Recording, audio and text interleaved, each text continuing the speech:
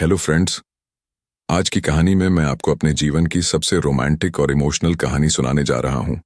मेरा नाम गोपाल है और मैं मुंबई शहर में रहता हूँ। मेरी लाइफ बहुत साधारण थी।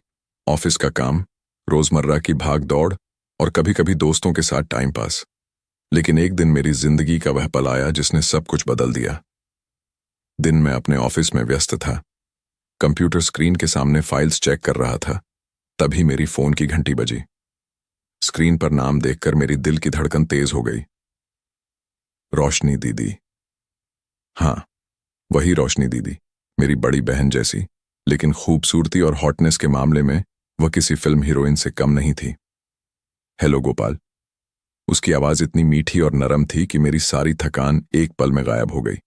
लेकिन उस दिन उसकी आवाज में एक हल्की उदासी भी थी, जिसे मैं तुरंत पहचान गया। दीदी, क्या बात है?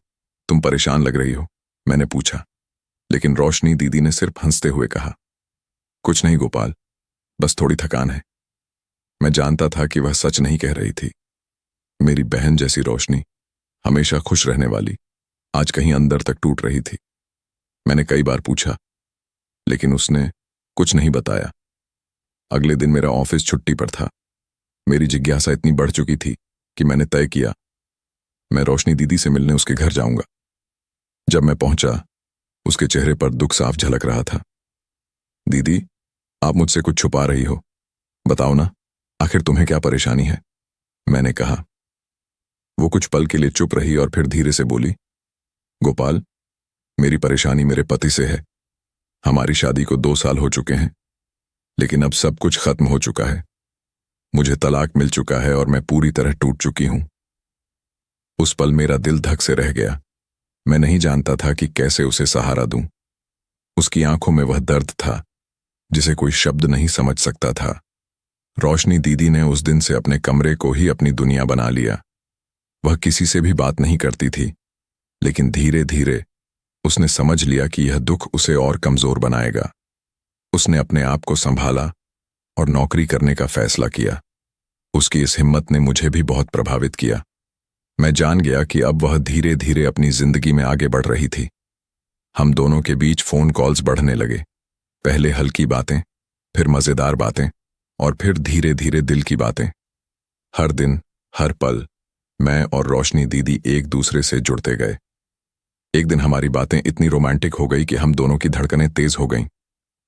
गोपाल, मुझे तुम्हारी आवाज सुनकर बहुत अच्छा लगता है, उसने कहा। और मैं भी नहीं रह पाया। दीदी, मुझे भी। मैं तुम्हारे बिना कुछ भी महसूस नहीं कर पा रहा। यह वह पल था जब हम दोनों ने महसूस किया, हमारे दिल अब एक दूसरे के बिना अधूरे हैं। एक दिन मैंने फैसला किया कि ऑफिस खत्म होते ही मैं रोशनी दीदी से मिलने जाऊंगा। हम ओयो होटल में रुके। कमरे में हल्की लाइट, कमरे की शांति और सिर्फ हम दोनों। मैं धीरे धीरे उसके होठों के पास गया और उसे किस करने की कोशिश की। उसकी नाजुकता और उसकी हॉटनेस ने मुझे पूरी तरह अपनी ओर खींच लिया। उसकी आंखों में चमक, उसके गालों की नरमी, उसकी मुस्कान, सब कुछ उस पल को बेहद रोमांटिक बना रहा था। हम दोनों ने अपने दिल की सारी भावनाएं एक दूसरे के सामने व्यक्त की। उसकी छोटी छोटी हरकतें, उसकी हंसी, उसकी आंखों की झिलमिलाहट, ये सब मुझे पूरी तरह महक और खींचता रहा। हम दोनों ने तय किया कि अब हमें अपने प्यार को छुपाना नहीं है। हर दिन की बातें, हर रात की बातें अब हमारे दिलों को और करीब लाने लगीं। हम दोनों ने महसूस किया कि हमारे प्यार में सिर्फ आकर्षण ही नहीं, बल्कि सच्चा इमोशन और एक दूसरे की समझ है।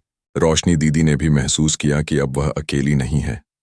वह मुझे अपने जीवन में शामिल करना चाहती थी और मैं भी उसकी हर मुस्कान, हर खुशी में शामिल होना चाहता था। अब हमारा प्यार सिर्फ फोन या ओयो होटल तक सीमित नहीं रहा। हम दोनों ने अपनी जिंदगी में एक दूसरे के लिए जगह बनाई। ऑफिस की थकान, दुनिया की चिंता, सब कुछ पीछे रह गया। एक दिन जब हम दोनों अपने कमरे में बैठे थे, मैंने कहा, दीदी, तुम्हारे बिना मेरी जिंदगी अधूरी है। मैं चाहता हूं कि हमेशा तुम्हारे साथ रहूं। और रोशनी दीदी ने भी धीरे से कहा, गोपाल, मैं भी यही चाहती हूं। अब हम दोनों एक दूसरे के बिना अधूरे नहीं हैं। हम दोनों ने एक दूसरे को गले लगाया। वह पल, वह एहसास, वह प्यार सब कुछ हमारी जिंदगी का सबसे खूबसूरत अनुभव बन गया। तो दोस्तों, यह थी हमारी आज की कहानी, गोपाल और रोशनी दीदी की कहानी, जिसमें प्यार, संघर्ष, अकेलापन और इमोशनल रोमांस का पूरा सफर है। वीडियो को लाइक करें, चैनल सब्सक्राइब करें और कमेंट में बताएं कि आप अगली कहानी में कौन सा रोमांस और ड्रामा देखना चाहेंगे।